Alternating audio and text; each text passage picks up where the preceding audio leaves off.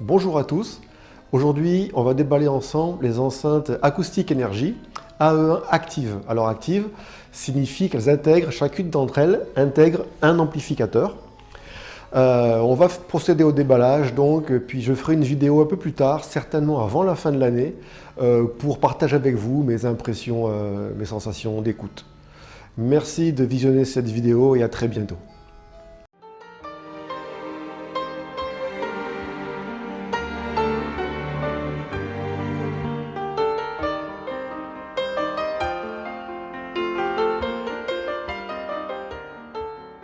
Ces acoustiques énergie AE1 sont actives. Ça veut dire qu'elles intègrent chacune un amplificateur. Amplificateur qu'il va falloir brancher sur le secteur. Donc voici les câbles qui sont fournis avec les enceintes. Câble secteur et câble de modulation pour venir depuis une source directement donc sur l'ampli intégré.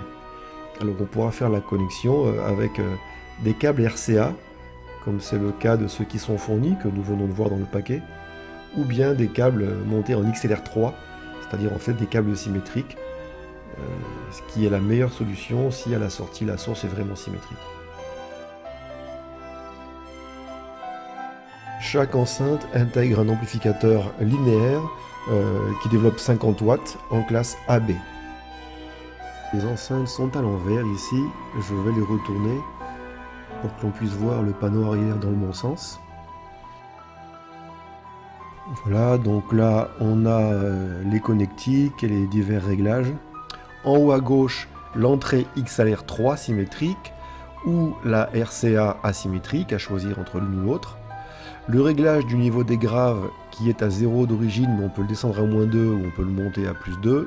Idem pour le réglage du niveau des aigus, sous lequel on trouve le bouton de volume qui en principe se met au maximum et puis on règle le volume avec le préampli ou avec la source si elle intègre un réglage de volume. Et puis en dessous, bien la prise secteur. Elles sont très compactes, ces enceintes AE1 actives, avec leurs 30 cm de haut, 18 cm et demi de largeur et 25 cm de profondeur. Et elles pèsent, bien sûr en tenant compte du fait qu'elles intègrent un amplificateur, elles pèsent 9 kg. Voilà, puis elles descendent à 40 Hz quand même. Je le vois d'ailleurs sur certaines musiques, ça descend vraiment très bas et ça tape très fort avec beaucoup de dynamique. Et puis surtout une image magnifique, au moins aussi tridimensionnelle et précise que celle qu'il y avait bien avant sur les passives.